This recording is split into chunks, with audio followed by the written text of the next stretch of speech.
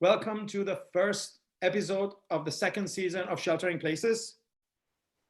This is like a premiere of the second season. And Sheltering Places is a public program of the new Center for Research and Practice.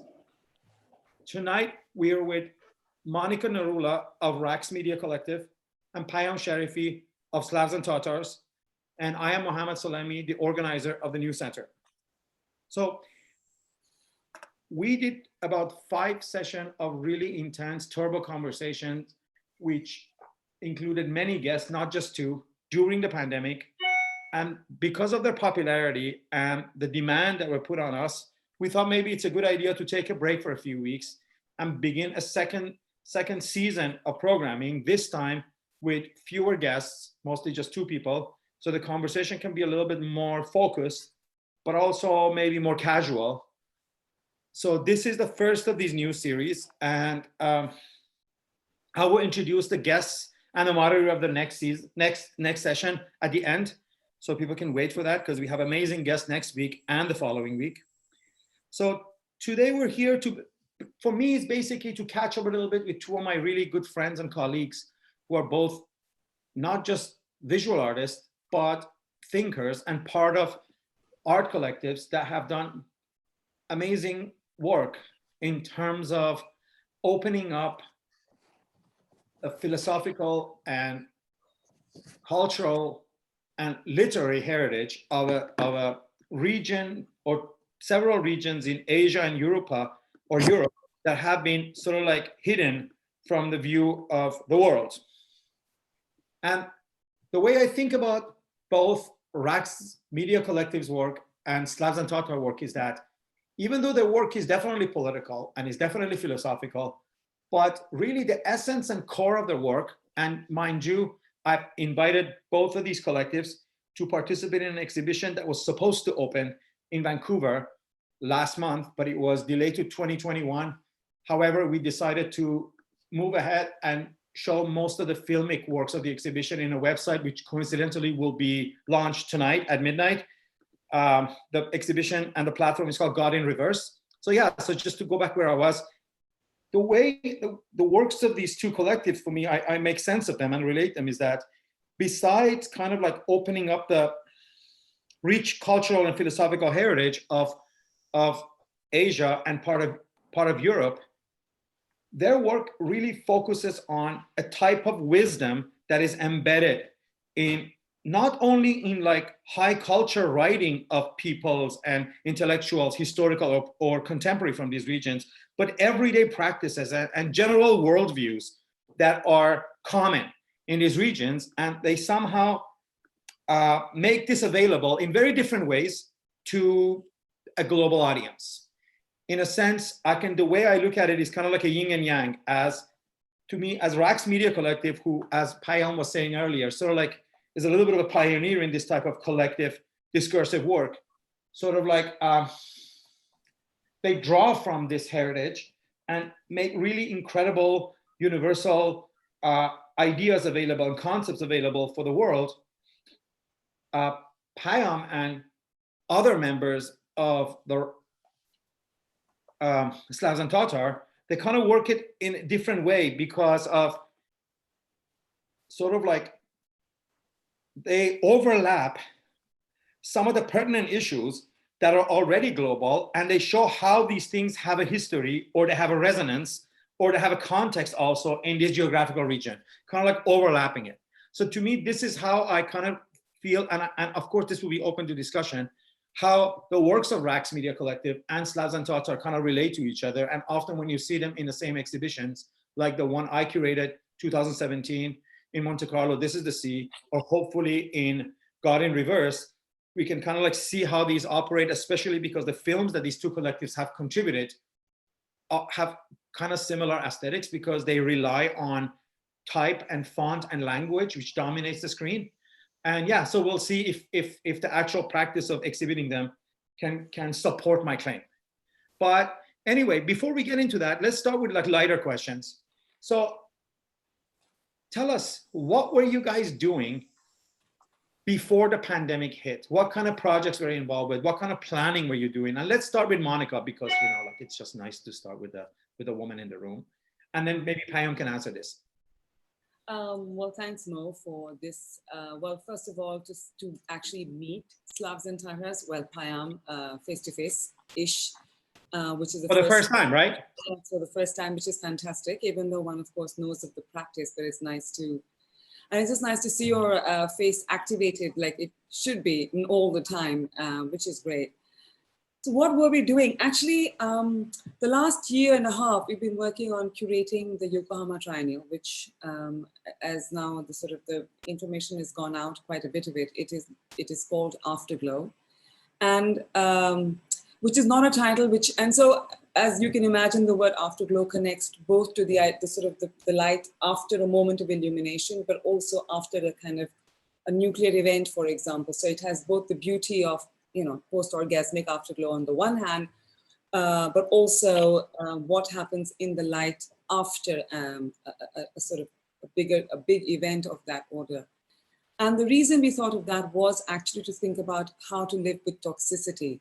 And it's interesting that, and it goes into other ideas of how to think about care and friendship, but the toxic and how one lives with it as opposed to tries to push it out. That has been a set of ideas that we were working through when we began to work on this exhibition. And it is quite pretty amazing that, in a way, that is the question at hand right now for all of us. Like, when living in COVID times, how does one live with that which is, it's A, invisible, and B, toxic and terrifyingly so.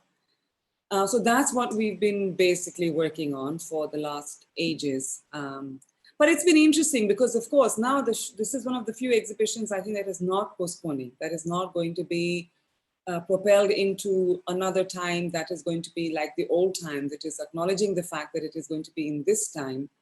And the question of how it is to be an exhibition in this time actually becomes the really pertinent. I mean, how do we think this and how do we process this? First of all, we can't go, right? We can't go and install the show. Let's save that for later, because how you're going to proceed, I want to hold on to it. What about you, Payam? Tell us, because I remember last summer this time we were in Ljubljana for the opening of the Ljubljana Graphic Biennale, which your collective curated, right? So maybe just tell us what was going on with you guys just before, and then we bring it to the pandemic time. So we actually just returned. We had returned to Berlin, which is home, in mid-February, shortly from the States, actually, and from Stanford, a kind of a fellowship we'd had at Stanford for the month of January. And funny enough, we sensed that this was kind of coming. Nobody was worried about it, but of course the news was already quite known about the outbreak in China in January while we were in Stanford. And as we moved east back to Europe, I could sense that there was a kind of a little bit of a how would I say it, almost like a motionless, a slow motion, moving away from it in some sense. But as we came to Germany, we had about, for personal reasons, personal family health reasons, we had about a 2-month quasi-isolation before this whole thing broke. So when the lockdown came into effect, we were actually just coming out of a 2-month kind of quasi-quarantine due to an illness of a member of the family. And it had nothing to do with the coronavirus, actually, just something else. So when we kind of came out of our shelter, we came out to discover a very quiet city. And as you know, Mo, it's turned a lot of received notions on their head, in the sense that, all those things that one could find fault with in Germany, or the kind of German character, let's say, are all things that actually ended up being quite positive things, whether it's budget austerities, whether it's generally quite distant. I mean, let's say the Northern European way of socializing is a distant form of socializing compared to Iranian or Southern European, etc. And so all these things kind of became precious advantages in a strange way, things that we were might have complained about, the fact that, Germany is a country where no more than 1% of the population eats out more than once a week. So that already tells you how much of isolation, even regardless of any kind of pandemic, what kind of, let's say, social patterns or rituals there are. So we kind of, let's say we eased into it, but we're quite blessed to be here because in a sense, it was much less severe than elsewhere where we have loved ones in Iran and in the States, in France, and elsewhere. Monica, what happened to Raqs Media Collective and you during the pandemic? How was the ambience of this problem in New Delhi? And I kind of like can close my eyes and imagine you because I had a chance in 2018 to visit you when I was your guest at Sarai for that lovely 2-day conference. So I can just imagine the neighborhood and your lovely studio. So what happened to you guys during the pandemic? It's been insane. It has not been, well, two things. I think crucially, the fact that it is a country of 1.3 billion people, and the fact it was told 4 hours in advance that it was going to go into lockdown was extraordinary because it was just sort of, and I think this is something to think about and discuss perhaps later, the relationship between state and its publics or what it's constituted by and how it treats those. And what it did was it sent the rest of the entire country into a kind of, it sort of segregated it, it created unexpected sort of, and possibly unimagined consequences. At one point of time, 10 million people were walking home, which is the biggest movement of people since the partition has happened 50 years ago or 70 years ago.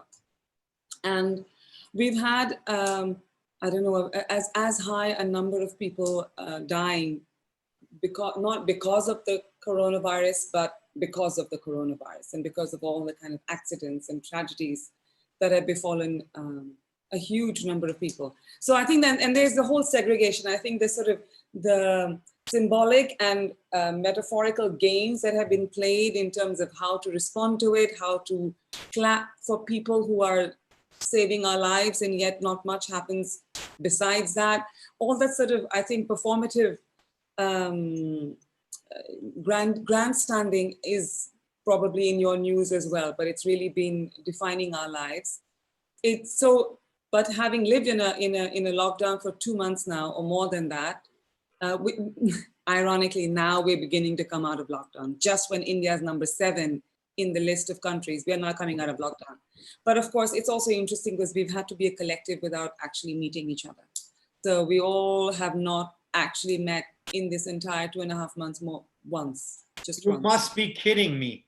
No, it's virtual collective life.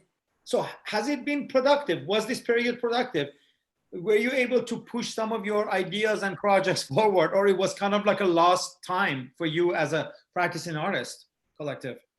You know, I think the good thing about it being a collective, and I don't know if Payam will agree to this, but I find that it's the fact that you can say something and then be told that you're talking complete nonsense, or the fact that actually you're talking complete sense and you don't actually have to explain or have to hear explanation, and that sort of this capacity that exists outside of you to find amplitude and resonance, that does not necessarily stop because you are not able to make something together. And I think some of the challenges and questions that have been thrown up by this rigmarole of the performance of the state, the tragedies that have been happening around us, on the one hand, and of course, all the implications and layers that you also want to unpack today.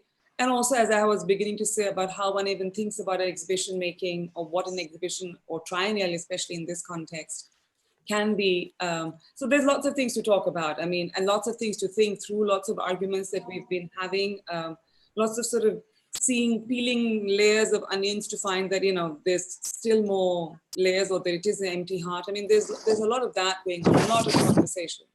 So when did you find out that the date of the triennial hadn't changed? Was it like in the midst of the pandemic, or at the very, like closer to the end, or like very beginning? Because that could have been like a thing to say, okay, great, we're gonna like think more through, because now we have like this time that we're locked up. Well, I think this was sort of discussed not well into the pandemic, but I think what is interesting about it was that it's not necessarily a situation where, you know, of course there's a city that has got its own and Japan, as we know, is playing this pandemic out very differently from, say, India or even Germany and so on. So there's that story, of course. And that lockdown, that emergency is not the case, and they've already taken back the emergency, whatever limited emergency that it was. So there is, of course, so one cannot assume that it is the same homogenizing experience of the pandemic, which is an interesting thing. But also what was interesting was the fact that so the city, I think, and the fact that the Olympics were postponed, but the city was very clear that it has its own public. It is a city of quite a few million people. What is its responsibility towards them? But I think, like I was saying, one interesting fact that was raised was the fact that when in 2011, after Fukushima, the edition of Yokohama Triennial had been the most attended till today. So that really led to an interesting question of what is it that makes 200,000 people and more come to see an exhibition when their world in some ways has shifted and has gone into being quite close to the edge. What does it mean? And then one can speculate, what is it that people desire? What is it that they wish for when they wish to come to an exhibition? It becomes actually a much more interesting question than one just of like, is it permitted? And also, Japanese have a tougher skin. They just dealt with Fukushima, which was just another one of these like really life-altering experiences. So they're like, oh, pandemic, we had Fukushima, it's okay. Now, let's take the question to Payam. Payam, I just want to start with like saying like, when last year, when you guys had oral and like you named your kid Ural, almost like it's like, Ural is like in the middle of the region that basically Slavs and Tatar cover, right? So I thought, okay, Ural also was one of the Slavs and Tatar projects with the kind of like emphasis you have on pedagogy and the kind of like the environments that we've talked prior to you having a child, you wanted to create. So I always thought like, I mean, I don't want to be offensive and say Ural is your art project. That's just totally offensive, right? But it is one of those projects that you took on, and it kind of coincided these like last few months, right? Like you also had to like take care of a 9-month, 8-month-old child. So yeah, so tell us about that. But also it would be great if you can like talk about Ural a little bit. Well, let me just maybe pull out a bit and say that I think that things happen in one's life, both as a collective and personally. One tries to find out the rhyme and reason why things are happening when they're happening. And having a child actually was the kind of the third, in some sense, the third of several initiatives that were about, and this is something I'd love to speak to Monica further about as well, is when you start a collective, in some sense, it's an effort to shift attention away from yourself as a subject, right? And in some sense, I mean, that wasn't the grounding, the origin behind it, but there's an urge that people who usually form a collective, they feel a certain an exhaustion with the kind of emphasis on the individual subject. Yeah, but also in the very beginning, you guys were not giving away your identity until like people slowly found out who Slavs and Tatar are. For a long while, you were kind of anonymous and people didn't know who is Slavs and Tatar. Well, even that is contentious because it's funny that the languages, at least the languages I know, there's no term between anonymity and exposure, which you would imagine there should be 1,000 different steps, but it's either anonymity or exposure. We were not anonymous, we just didn't want attention on us, again, as individuals, as personalities. And having a child was just one of many initiatives that happened at the same time. I mean, one was curating, and this is an area where we look up to Raqs because they, of course, have much more experiences. You guys have much more experiences in artists collective curating. For us, it was the first time last summer, but it came again from a similar place, which is that I can't say that we're particularly interested in art as a language. That's not something that we're particularly interested in. I mean, we use it ourselves. We use art as a platform, but we came to curating in some sense as a means of how can we investigate the ideas we're interested in without this oppressive attention on us all the time. Why can't we explore these ideas through others or give the platform to others to allow a space for others, essentially? And similarly, we launched a residency around the same time for young professionals from our region, which again had this kind of, it came from a very similar desire, essentially, to, I think that you as an artist, if you have the privilege to be in a position where you have opportunities that are more than you can accommodate. Either you hoard them and try to make bigger, more expensive or more lavish pieces, or you try to think about how can I redirect those resources, those attentions, those commissions towards other initiatives, towards other people, towards other collectives, towards other subjectivities, towards other ideas. And I think they were all kind of one cloth in some sense. But it's been an interesting learning process in that sense, to curate, to run a residency, and to have a child. I mean, they're very different, of course, but they definitely share something.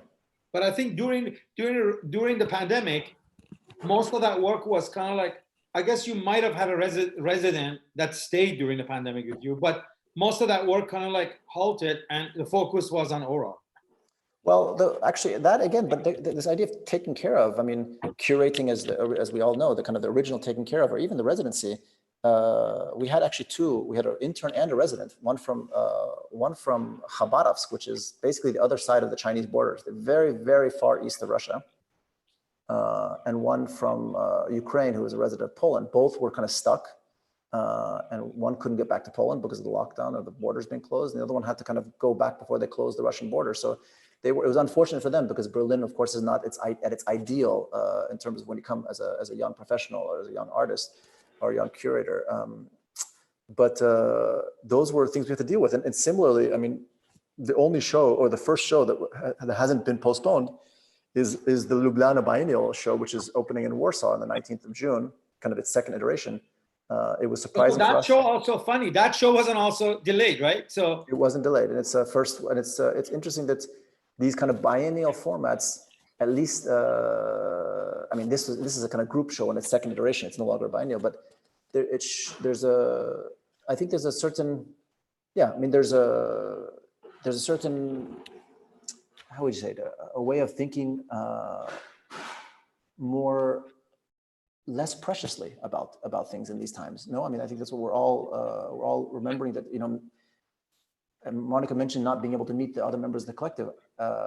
Slavs and Tatars didn't live in the same city until 7 years into its existence. We would only meet at openings and then stay 3 days longer to work together, because the openings became actually not a kind of celebratory moment, but actually a moment to work, and the opening itself was an afterthought in a sense.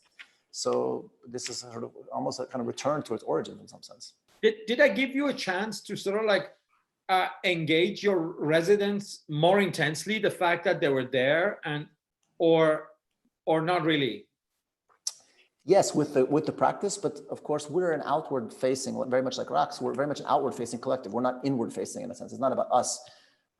And so of course we spent more time together as a collective. I mean, as a group of people in a studio.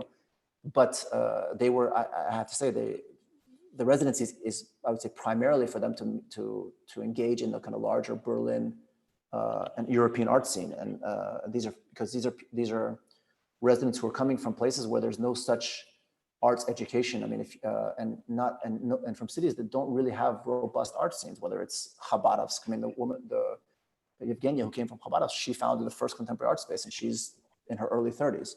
You know, so there was no contemporary art space in Khabarovsk, a city of 1 million people. So these are very much, I would say, off the grid in terms of, let's say, contemporary art discourses. So, Monica, now that we talked about before and during, I wanted to ask you to talk about maybe a little bit more about the triennial, but also like other plans. What are you thinking? What's going on with you guys? I mean, sorry, the show in Vancouver got delayed to 2021. The platform opens tomorrow, but yeah, like other projects and other sort of like curatorial projects or like exhibition projects.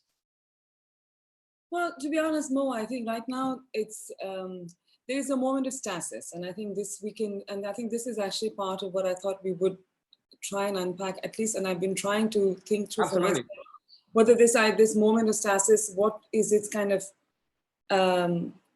you know, does it have an like, besides the obvious fact, the fact that it is a stasis because of the fact that the world has paused, what else is it? And I think that that has been really interesting. And so we haven't actually been doing so much thinking in terms of what we are going to do next. I think what it has raised really a lot amongst us has been how does one understand this movement, and what are the sort of insurgencies of this movement, some of which are, as we all know, what is happening in the United States, and has happened in Delhi mid-December onwards. We've had, lots of things going on in Delhi before the pandemic struck. And that's like a kind of, that's a story of insurgencies of a certain order. Then it has led to riots, then it has gone, so we've had the craziest 6 months. And these questions, therefore, are kind of pre-pandemic almost. And what is interesting, of course, is that everything has become sharper, right? Everything has become sharper. The fact that we can't have gatherings of that kind, although insurgencies don't pay homage to that notion of segregation or separation that the pandemic demands, but at least art triennials do, or exhibitions or as we know do.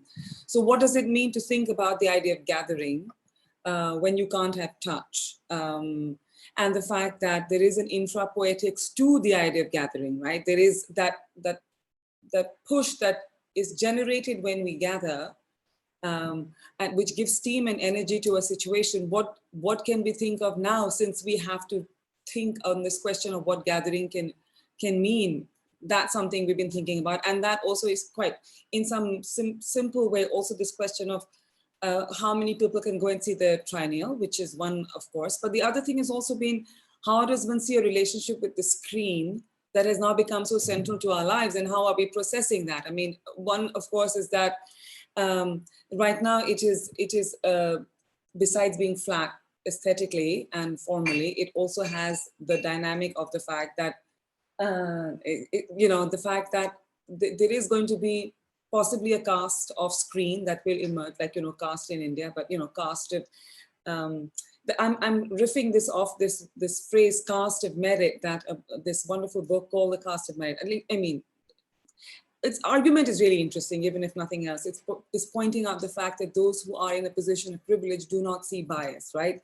For example, those who are in a position of privilege in caste in India will see it as a meritocratic scenario, and pushing it towards that as if they're. So I'm just saying there will probably be a cast of screen at some point where there will be this kind of value and meaning as to which institution and so on and so forth. But I do think that as people who are, all of us who are looking outward in some form or the other, as Payam said, what is it that we are sort of being able to think and therefore offer to the idea of what the screen can, I mean, so what should an exhibition be online besides, how should it be online besides it being just like a telegram of information? I mean, this is one kind of, one set of questions that we've been thinking on. I mean, I can go on, but I would love to hear what Payam's been thinking. Do you, just before I go to Payam, do you think a pandemic and its consequences will have some kind of impact on the way you think of curating in general and the triennial in particular? And if you can share with us, like, I know curators don't like to share plans, and especially if you're planning something completely like in response, but if you can share whatever with us, I think our audience would benefit from knowing whether this has impacted your way of thinking and way of wanting to curate, and if yes, like if you can share with us. Mo, I mean, we actually shared with everyone in November 2019 our curatorial essay and the sources that we are going to work with, that we were working with. So we shared that not only with the artists, but also with the public. So in a way, we sort of said, here are all the ideas that we're working through and working with, and you are welcome to read it. And then let's come and see it, and let's talk about it, whether you see it or not, or let's find a way of having a conversation. So in some senses, it's not like I was saying earlier, the fact that we were thinking this exhibition around the ideas of living with toxicity, of living with care. What is the value of care today? And care and friendship, and then friendship and luminosity coming by Svetlana Boym, but then also luminosity and the histories and cosmologies of luminosity. And I think here it would be opposite at this point to say luminosity, not enlightenment, and to sort of think of the glow from within and what that can mean. Autodidactic glows, other kinds of, also bioluminescent, which are both beautiful and dangerous. So, there's a lot. So funnily, we were actually thinking through the entire exhibition and everything around it through these ideas. And I just have to say that right now, all the things that we're thinking through are just becoming sharper and sharper. And that's kind of becoming our situation, is to find a way in which we can just make that's what is becoming. That's what I was also saying, like, if you and I can't, even I at this moment cannot go and see the exhibition, what are the ways in which we can find ways to, it's because of course there's artwork and then there's an exhibition, and there's a difference between the two, and which we all know very well. But it's not just a question of saying what is the argument, but it is also the sort of experiential and affective realm of an exhibition.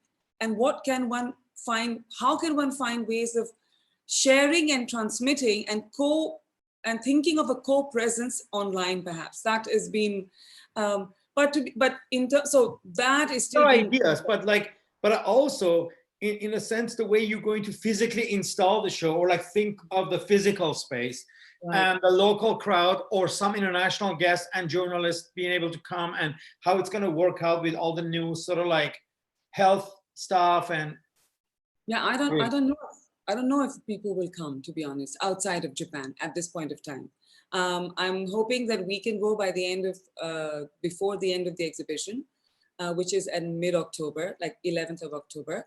But I really do not know. And this is what I'm saying. So this is, and not only people in outside Japan, but also I think people within Japan, because normally 200,000 people go, but obviously you can't have that many number of people rushing through or crowding through a building, or two buildings in this instance. There's the Yokohama Museum, and then there's another building 5 minutes walk away. So what does it mean to think about, well, that's that. And so then the question of care is then, the question of thinking about publics is also a question of care in a kind of long-winded way. It's not like, I don't think we are sort of reorienting the exhibition in any way. I do not think so. I think it's just been a finding kind of new echoes that I may not have noticed in relationship between, say, walking from Ivana's work to Nick Cave's work, or walking from Nick Cave's work to Aono Fumaki's work. So those things there are sort of layers that are emerging, which are unexpected. But I don't think that we are doing anything which is new because of this, except to think of how does one make place for this change in terms of the body of those who visit and those who don't. That has definitely been one important aspect. And also, I suppose, how one acknowledges this moment's impact into the exhibition, which is both so in time, past and present, but also future, in terms of what an exhibition does. I think some of that is happening. Payam, I got the catalog of the lovely Ljubljana Biennale from last year, which you said it's going to, or it's already traveled to Warsaw, and it will open on the 14th of June, right? 19th of June. Yeah, sorry. And I'm still hoping to be able to come and see it and stuff. So we'll see with the border and all the stuff. Yeah. So what about you? What kind of tell us actually a little bit about the concepts behind the Ljubljana Biennale, because I don't think you're changing the concept, but if anything has changed since its first iteration last summer in Ljubljana and now in Warsaw, what has changed or what hasn't changed? And yeah, and just how you've fitted into this new sort of both cultural and physical context, which is like another country, another place. So the biennial is a kind of long-standing biennial, apparently one of the oldest around, but really taking its heritage from the non-alliance position of ex-Yugoslavia or Ljubljana in the 50s. And we sort of thought there's two things that are a bit outdated. One being this idea of non-alignment. Of course, today it's urgent, but it's at the same time feels very sort of quaint because the world has changed so dramatically. Second is the idea of the graphic biennial, meaning what are the graphic arts? Graphic arts had a kind of popular democratic spirit in the 50s and 60s, and we wanted to revisit both those ideas. And we decided to do so by looking at the graphic not as a medium, but as a strategy in some sense, meaning both graphic in terms of excessive graphic violence, graphic in terms of something which has a negative connotation, but also graphic how one uses the graphic in forms of satire and forms of sort of popular critique. And of course, it's in a different context in Poland, let's say from Slovenia, one of the smaller countries of the European Union, 10 new member states, to Poland, one of the larger ones, but also much messier context in Poland today, of course, both the institution with a new director that was, as well as the kind of the political context backdrop of Poland. That's not exclusive, of course, to Poland, but definitely taking into account this, let's say, this kind of this idea of satire, and really asking the question of whether satire, humor, what role they play. Do they deflate essentially? What are pent up angers that we're seeing, let's say, spill over in streets today? Are they just a form of sort of kicking the can further along? Or are they, or in sort of George Orwell's famous words, are they a form of a kind of tiny revolution? And to be honest, if, you know, we are in some sense traditionalists in the sense of, not in a kind of political sense, but we try deliberately not to look at what's happening today or the past even 20, 30 years. And so we try to take a kind of a very kind of deliberately long view of time. And in that sense, I almost feel guilty saying this, but I can't say that it's our remit, or it's relevant for us to consider the new reality yet. And the reason I say that is that, of course, you know, if you're interested in millennial questions, which all of us are, of course, the questions of care are millennial, the questions of language politics are millennial, but there's a tendency for everything that's not immediately urgent to be pushed to the back, right? So that if I'm interested in sort of language politics in Xinjiang and amongst the Uyghurs, is that any less relevant today in a pandemic than it was 3 years ago or 6 months ago? I'm not sure, you know, and it's difficult for me to both, I mean, beyond the kind of epistemological pressures that this pandemic has caused, which I think are very, very interesting, I can't say that the larger anything else interests me as much, except the effects, of course. We're looking around, the effects are very interesting, but I can't say that intellectually I find this pandemic quite of any particular interest. We were talking about it before we go live, and Monica had something interesting to say, and I said save it for the live session. So Monica, remember what you were saying? It was along the same lines, right? Maybe you want to mute yourself. Unmute, yeah. God, no, that's terrible. I never remember anything. But I think we were talking about you were saying the same thing, that like it's hard to sort of like, about blackout. It's like it's a question of the blackout, and I was unaware of that, and I was unaware in the sense that, to me, what is happening in the United States, such as you know, what we know about from the news, and what, for example, has been happening in New Delhi in the last whatever, or not only New Delhi, but you know, in the last 6 months, and what happens in many parts of the world. These are sort of, like I was saying earlier, these are layers that we have to peel, but the peeling is part of the process that I'm interested in, not necessarily who the specific players' performative skills are, I mean, and how well they get played out. To me, that's really about, it's almost like a distraction from what is really at stake, which is much, you know, much bigger sort of questions of what kind of relationship does a state have to itself and its own, you know, constituting members, for example, that which births it, now is looking at it as a archan, as we say, as a kind of obstacle. And what does that mean when that is happening to a citizenry, right? And that's the point, right? Not so much whether the specifics of it get worked out in a certain way or in another way. So I suppose in that sense, I would say things similar to what Payam just said, although perhaps with a different nuance.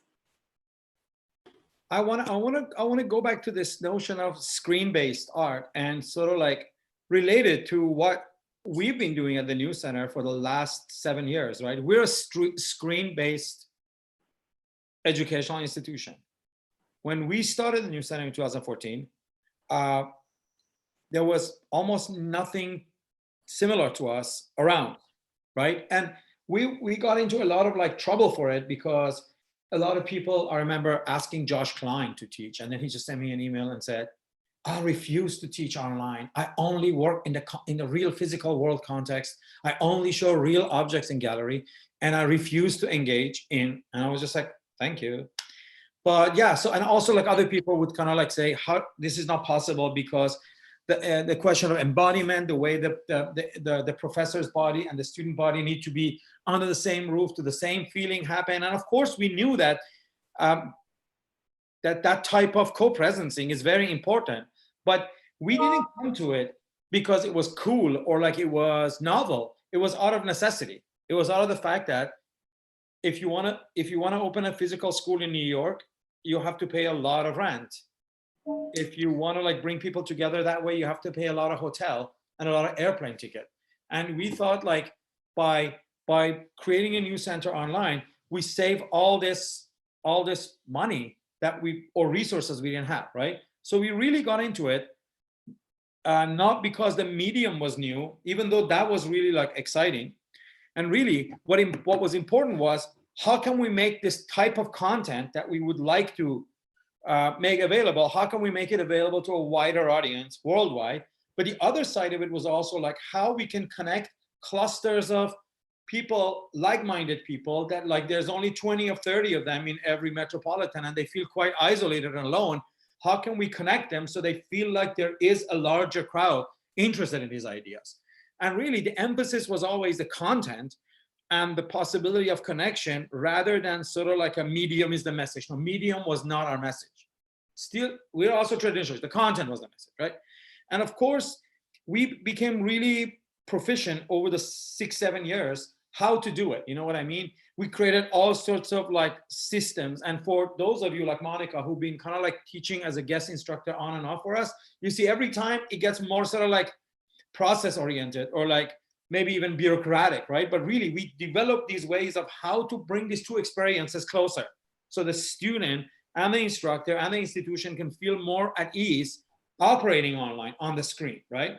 And then the pandemic hit. When the pandemic hit and all the universities were running around and trying to set up Zoom, we were like, ha, we did this 7 years ago. Welcome, you know, like welcome to our world. We actually have resources and expertise that you need. So then we actually started to do a lot of consulting, and people from, so like mostly fine art department, but also other types of department from universities would contact us and say, can you train us on Zoom? Can you tell us how you do this? Can you do this and that? Which was really exciting. Now, 3 months into this, what I noticed online is like in the promiscuous world of art and humanities, everybody's now already tired of Zoom. Oh, I'm out Zoom. I'm tired of this. I don't want to get on a Zoom anymore, right? It's very the medium exhaustion, right? But for us, I'm like, we're not tired of this. This was our normal life, right? The screen-based life was already our ontology, and it continues to be. We're just gonna like have to deal with the fact that like focus on, again, more on the fact that what is special about us is our content, not the fact that we're on Zoom. And of course, if a better medium, if better technologies become available, we will definitely, as long as we can afford it, we'll definitely move on and switch on from this. We have no attachment to Zoom or this type of stuff. But also in art, if you notice, starting with like this return of video projections, but also not just necessarily video projection, because video projections are the 90s and early 2000s, right? But the return of an LCD screen, or like or not even the return of it, the emergence of LCD screen, which is sort of like people affiliated with post-internet and like 2009, 10 and forward, right? So contemporary art began its screen-basedness also with this mode of production that kind of got in. And you can say like the height of it maybe was the Berlin Biennale 2014, but it still continues on. And I've shown both of your works on these types of screens in the past. I've seen works of you on this type of screens, right?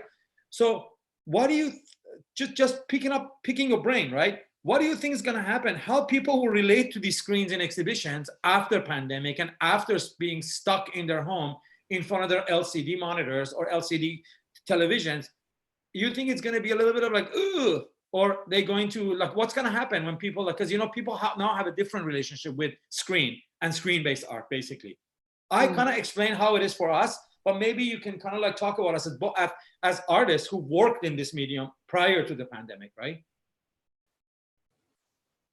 Monica, I'll defer to you because we've only made actually one short is film gonna so be far. in So our exhibition. we're quite new to this whole medium, to be You mean honest. Hamdami is your only film?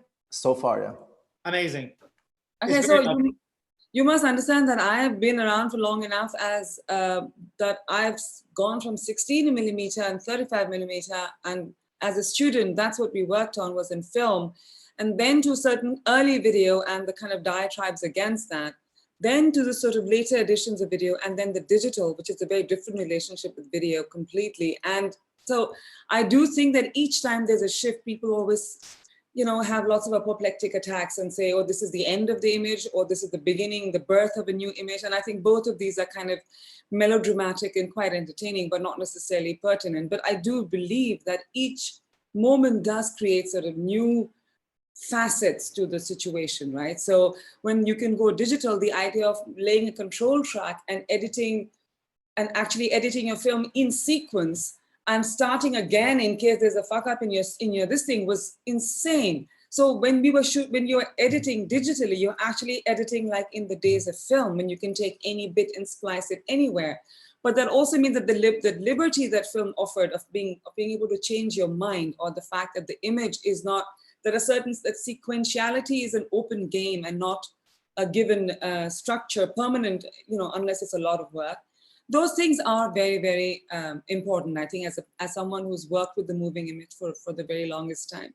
Or the fact that now my 13-year-old daughter who passed by, she makes work with post image already, with their like Instagram filters and text and stuff that took me a very long time to sort of work with, the text on screen. This is something that they grow up with. And just as a kind of separate joke, my friend's mother was saying the other day that with the pandemic, the mouth might become a private part because it's so completely covered. But anyway, that was just because I was thinking of kids and jokes.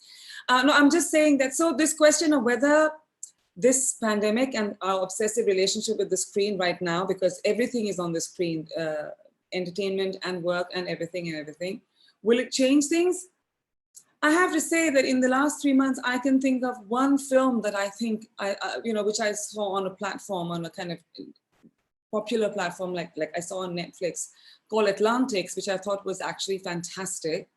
Pretty much everything else has been, yeah, you know, I enjoy the TV and why not? But does that mean that my relationship with cinema or image making has changed per se? I don't think so. I think I will still come back out of these 3 months and say that Atlantics was amazing. The sea was a character. The image making had a certain capacity to it. All of those kind of things. So I think it's always the question of what parameters you're looking at things from. That is always the game, right? And I think, for example, even like how people are going to look, I was saying about exhibitions, like if it's going to be always offering up to Google to document our exhibition as the kind of the default mode of how an exhibition is made public afterwards, it means that you are giving up the narrative to a certain kind of corporate imagination. So it doesn't matter whether it's, so the question of how you see something is as much of like structures behind it and what you're going to it with. So yeah, I'm sure some people are going to be super blasé and like, I can't see another video anymore. So that's bullshit. What do you think, Payam? I'm not sure. I mean, to be honest, we've been so hesitant to enter into the medium of film and moving images for many reasons. I'm sure partly out of anxiety, partly, to be honest, we spend very little time watching other films in art spaces. So it feels disingenuous for us to make something if we ourselves don't experience them, or sort of, you know, we're a bit, I don't want to say dismissive, but it just doesn't come naturally, like a book comes to us, you know, like I'll always make time for a book, but I'll very rarely make time for a screen-based film in an exhibition space.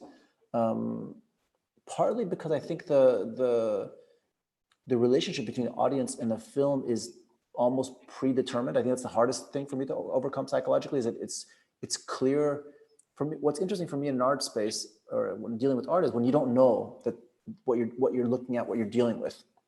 And I think that's always more, it's always more questionable or phenomenologically when it's non-screen based work, because I don't know what that object is, what is hanging on the wall, what are the papers that are in my hands. There's I don't know. I mean, obviously films can be very elastic, and such, but it's this dynamic. I totally understand what you mean, because if you look at like an average museum goer, the first curiosity is about the material curiosity. What is that made of? You know, and that's almost like always the first hook that get them in. And they get fascinated by the material. And in many countries where there isn't let's say a professional museum going audiences, the first thing people do is they touch the artwork, right? In Iran and in Saudi Arabia and all over the world, the first thing people just go up and touch it. And just, I think it's a very kind of sort of atavistic thing. Whereas a screen is in some sense, I don't want to say it's repellent, but it's definitely standoffish in some sense. So if that's the case, what was you guys' criteria for picking the videos and films you picked for the Ljubljana Biennale? Because I saw, at least from my memory, 2 or 3 films that you picked for the Biennale that is going to be opening in Warsaw on June 19th, right? And I assume that those works are all included still, right? Well, absolutely. I mean, and again, I think there's a blurring of the boundaries of what these films can be. I mean, one is by an artist who's in their background by Laurent Abu Hamdan, and the film is questioning this notion of a kind of noise pollution, and the sheikh in Cairo delivering a sermon, but also sermons against noise pollution, meaning sermons against the kind of the aggression that secular people often consider the azan, for example, but of course sheikhs also consider the kind of urban notion of noise pollution. And the other one is by Martín Gutiérrez, who is a trans indigenous artist, whose films almost look like extended mood boards for a perfume that doesn't exist. Yeah, I love that work. It was really lovely.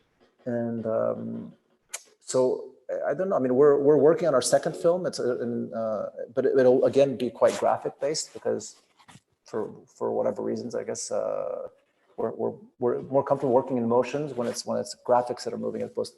Again, choosing people all of a sudden opens up a whole box of questions of why this person, why that person. We're not filmmakers, so there's no need for us to complicate things matters further in that sense, you know. Yeah, but I also know you personally in Berlin as one of the avid supporters of classic cinema. I often go see films with you before the pandemic. Or in my place when we can't go. Yeah, you're a big supporter of like Berlinale, the film festival. So yeah, so it's interesting that you have this type of strong relationship to like classic cinema and theater, but it's only your second film as an artist. So it'll be interesting to see what you will make. So yeah, so maybe we can move on to some more of a more difficult questions, or have about almost half an hour left, and maybe we take some questions too from the participants if they feel like asking something. But yeah, but I was gonna when this happened, everybody, especially in our world, was thinking of like, oh, this type of like slowdown, this type of status, as Monica put it. What kind of opportunities does this afford to the world of curatorial, the world of art, in terms of thinking about not necessarily like responding to the health side of this, or even necessarily the economic aspect of the pandemic, or what follows after, which is the geopolitical dimension of it, which usually will unfold after the economic one is in full force, right? But how this can actually be productively approached to address some of the problems that the art world has carried with itself over the last few decades, right? So the relationship between the institution and the artist, the relationship between institution and its precarious staff, its union staff, all this stuff, right? So I thought, you know what I mean, as people who are both artists and curators, and who have also a long experience working with many different institutions around the world, from large to medium to small. I heard about your show in Vancouver, in Toronto just recently, where you work with a very small institution that brought you to Canada almost, no, you've been to Vancouver before, but to Toronto. Yeah. So what kind of thing you like to see addressed versus the reality that from your experience, it's going to be like that. It's like a little bit of speculation, and a little bit of maybe idealism. So what are your idealisms and what are your speculations about like how this will shift the art world in terms of, again, its relationship to its audience, to the artist, and to the museum institutional staff and that? You guys want to sort of like pick it up, or is it too hard of a question? It's not so much. It's not so much hard, and as much as it is like trying to speak from a. Well, I don't really know, because to be honest, I live in a city which has one public museum, which is not a contemporary art museum, and there's one private contemporary art museum, of which, to be honest, for example, I've gone and visited, but I'm not part of in the collection or whatever. So it's like we live in a city of some micro initiatives, but maybe like 5 galleries that everyone's heard of. So it's not like contemporary art is in that sense a game. What's the word? Like a game player. Like, it's like changing parameters of how people are looking at contemporary culture. I'm not saying that it shouldn't be doing more, or that it couldn't be doing more, or that it definitely, there are things that are happening that are doing more, but just don't get talked about it because there's maybe like one magazine that will respond to contemporary art, even, and not necessarily devoted to, definitely not only in this city.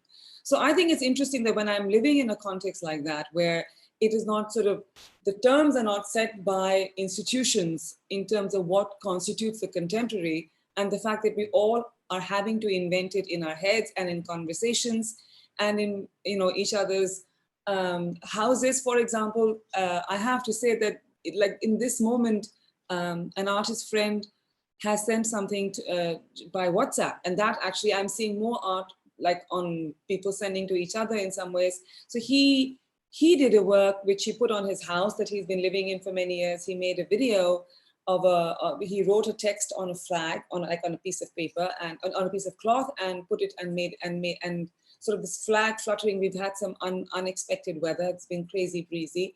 And I Can't Breathe is now fluttering over the night sky of Delhi from his terrace. Now, that is something which, one can read it for whatever. One can read it as a reaction, one can read it as a response, but the fact that it comes to me as a WhatsApp, that it will never come to me institutionally, that it comes to me as part of the idea of a conversation between, that I think is a valuable part of our process here, and part of the reason why I think living in Delhi, no matter how you might have found it for 2 days, it's very challenging and very educational to live in it at any point, because you literally have to invent for yourself.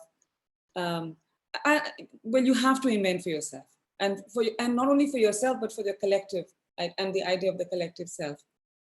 I mean, one could always say it would be great if structures of keeping things outside and inside the way that they get played out would definitely change. I mean, like I said, the cast of screen will be made by institutions saying, this is my website, and when you get invited by institution X, it's much more valuable than being invited. Come on, that stuff, when actually the screen is flat, right? It doesn't need to have those kind of distinctions.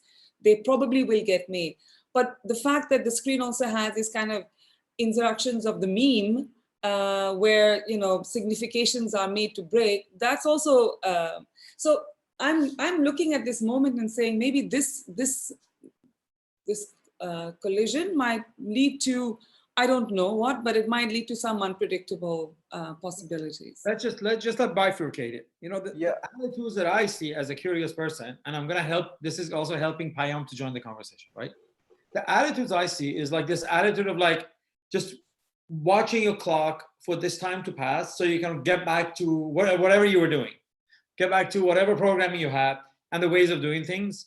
And then on the opposite side are people who really think like, and both of them could be wrong, or reality probably somewhere between the two. But the other is like the attitude that like, okay, everything must change now because we're just we just experienced this, we're heading towards climate change, and this is an opportunity to really renew what an art institution, a large museum, a Kunsthalle, whatever can be, and no time better than now to begin, right? So these kind of like two different directions of, one is to say art is something historical, it's been going on over wars and pandemics and all sorts of stuff, we're just waiting to get back, and the other one is to try to like shift it, right?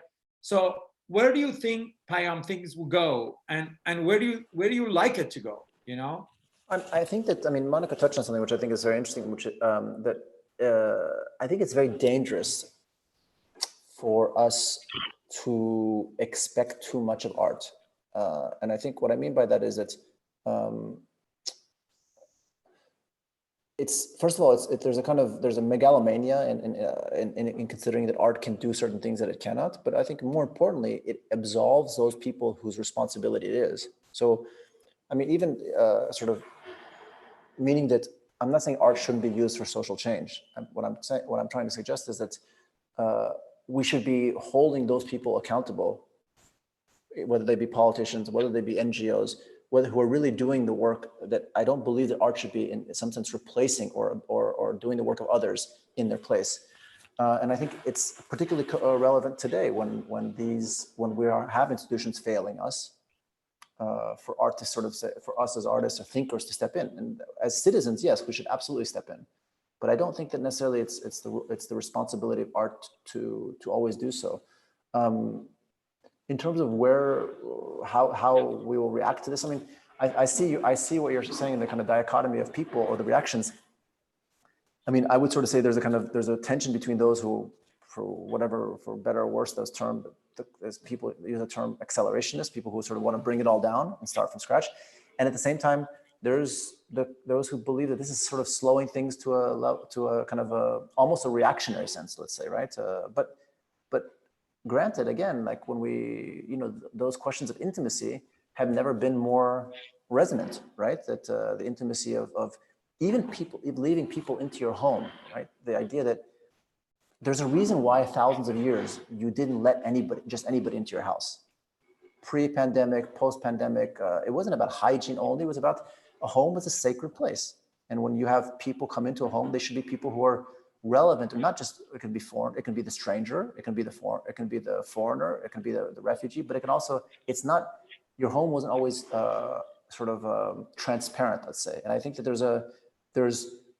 there's millennial reasons why these things exist, and I think that we should put pressure on them, but we should also enjoy the kind of the times that this allows us to revisit these notions in a new way, in terms of gathering. Like Monica mentioned, even gathering is something that's, whether it's gathering for sort of course, the kind of the gathering for protests and gathering of crowds and sort of power is one way. But there's also a need to do things on a smaller scale, whether it's eating out for dinner, whether it's going to an exhibition, whether it's meeting socially. There doesn't need to be the kind of cacophony that has been a kind of almost become a fixture of our social rituals. That we go to dinner with 10 people quite often, which is a bit of it's almost obscene. Right? I mean, how can you have a conversation with 10 people in some sense, right? It should be a special occasion.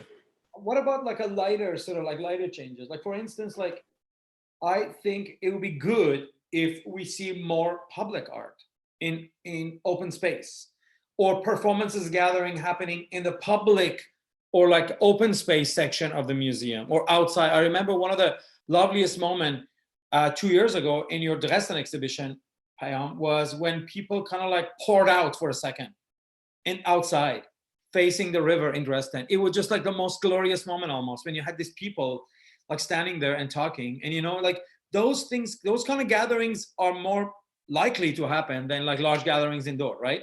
So I think public art and putting art outside, making things more permanent, and both of your practice involve public art. Like, I've seen really great public art by both Raqs Media Collective and by Slavs and Tatar in like Vancouver, in Venice, right? So, and your proposal for London, you know what I mean? Like, I remember, like, that was supposed to be a public art, right? So you guys know what I'm talking about. Like, how do you feel about, like, if you're definitely career-wise ready to engage in this type of practice, you've made this kind of work, but how do you feel about, like, I think it would be good if we sort of like bring the art outside, like this give us a chance to bring it outside of the Y cube and put stuff around, you know, like renew the notion. It will also create like possibility for artists to like, because we all know the public art process is very different than contemporary art. It involves like a little bit of like a criteria of judgment, applying, you know what I mean? Well, there's unfortunately, there's also, I mean, it's something that we were initially, I think, we're all interested in the ideas of creating publics of conviviality in some sense, being together. The problems we run into is that there's such a cottage industry and sort of a very strange economic incentives for this public art, because of course so much of it is funded through this kind of 1% that developers give, and this kind of Kunstenbau in Germany. It works for some people, but I haven't. In our experience, it's been quite a frustrating. It's been quite a frustrating process because it's a lot of art. I mean, it seems much closer to the world of architecture in some sense, and that involves a number of people that I'm not necessarily comfortable engaging with. I mean.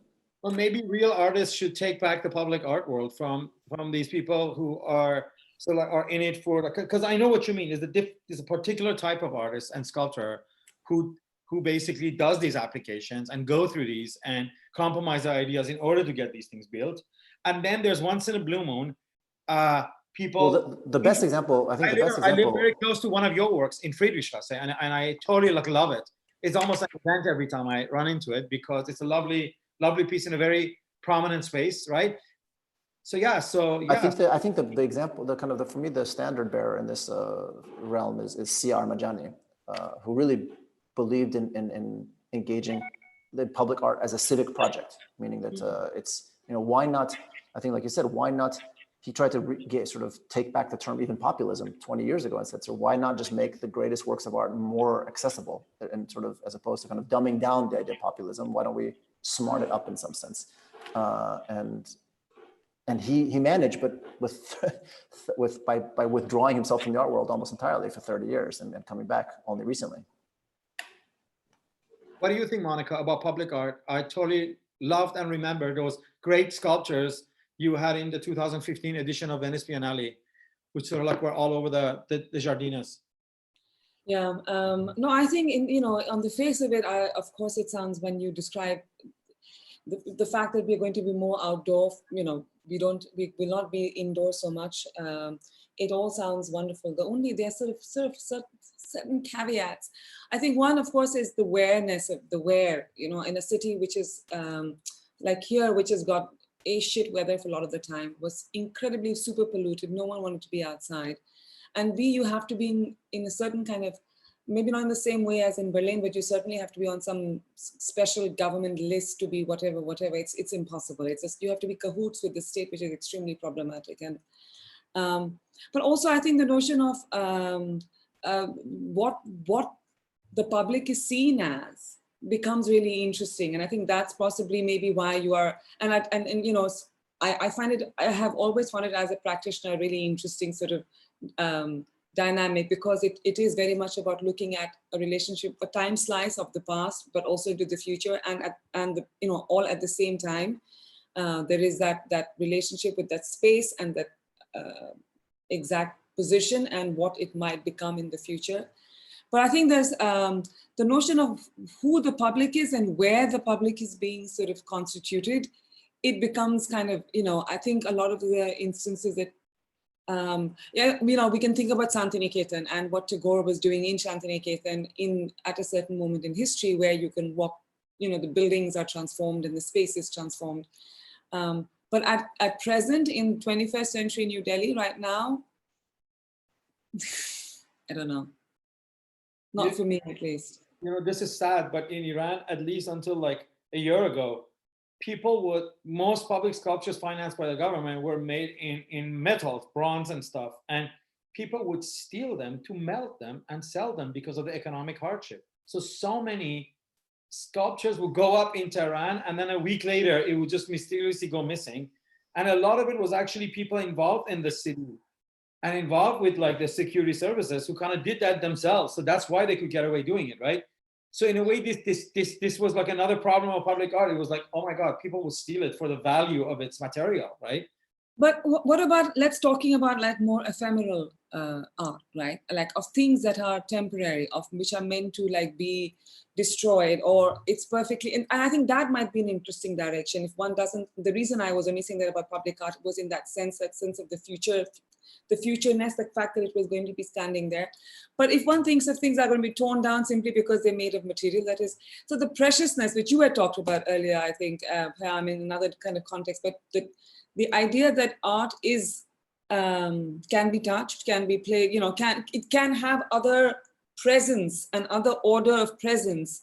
That I think would be really interesting. And I think that would be something I would really find really exciting. And I think, for example, we were doing things called 5 million incidents that we had to just pause, kind of curating over a year in the Maximal Bhavan in Delhi, in the Goethe Institute, where one of the projects, for example, was a fungal garden.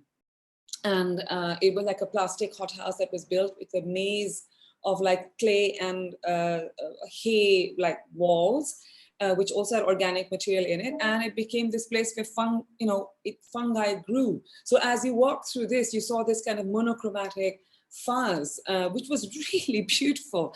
And then of course the artist was also like afterwards took pictures, and then you realize how actually riotous and full of color it was, and you saw pictures of that later. But you know, after 3 months or 2 months, I can't remember now exactly, it fell apart, right? It couldn't last. It wasn't, neither in the life cycle of the fungus nor in the life cycle of the work was it longer than a few months. And that's why this thing was called 5 million incidents, because an incident was open to you. Like, how long did you want an incident to be? Could it be an afternoon? Could it be a week? Could it be a few days? Could it be a few months? And all sorts of things that happened in one area, not all over the city, in a building and around it, both outdoor and within, which were thinking on the order of incident. And I think that's part of where I'm sort of, what we're interested in. What is an incident? And the reason it's called 5 million is because if like 50 can happen, it implies that 5 million can happen. Every island assumes other islands, you know, in that sense. And I think that kind of imagination, that co-presence, always imagining co-presence, that would be a kind of something that we are already sort of thinking on, working on. To kind of close, I just want to go back to this, like what Payam was talking about earlier, and put it on a table again. You know, Payam, this thing you talked about, really, really interesting, right? I mean, we've talked about this in the past, and I've thought about it in the past, that, like, you know what I mean? This sort of like this type of like art really thinking that it can change the world, or this self-importance that art has assumed sometimes for itself. You know, a lot of it has been just like, it's been just like historical assumptions, because the last generation thought art is very important, then art is going to be very influential, important, and then the accumulation of these assumptions.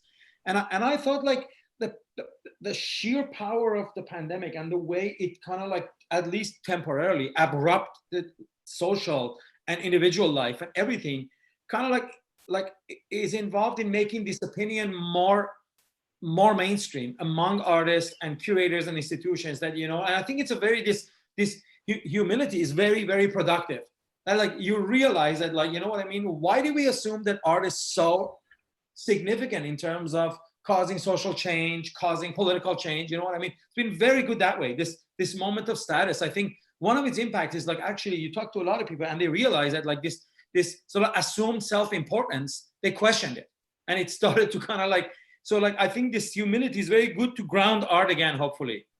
Ground it into, like, sort of like what you really are interested in, the stuff you really want to address, rather than sort of like thinking, oh, I have this like social responsibility, or I have this big responsibility assigned to me from the outside to act as a politician, act as an activist, act as a sort of like activist historian, whatever it is, right?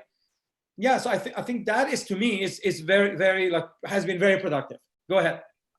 No, I think I agree. I mean, I think to build on, I think it's simply the importance of art taking its proportionate role in society. It's as simple as that. Is that we happen to be living during a time when art was a zeitgeist, and maybe that's already come to an end with this pandemic. But in any case, when something is at the peak of its zeitgeist, it's already on its way down, right? Nothing lasts forever. In the way the cinema was in the 70s and fashion was in the 90s.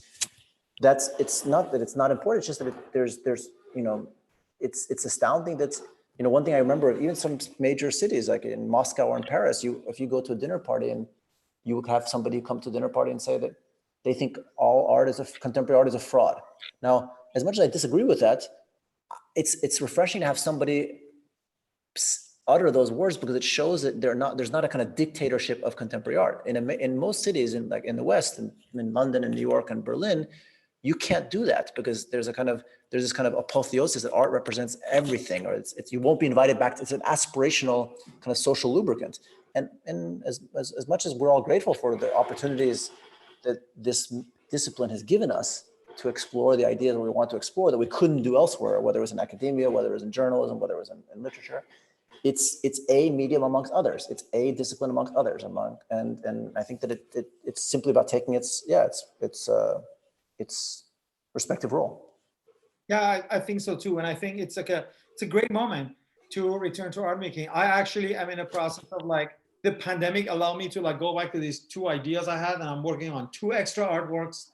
The film I was working on since 2017 is finally coming to be completed. I had time to work on it. It's something I've been digging at for too long. It's almost irrelevant now. But that's also the challenge of how to make a project that started in 2017 in Beirut still relevant today in the post-pandemic Europe, right?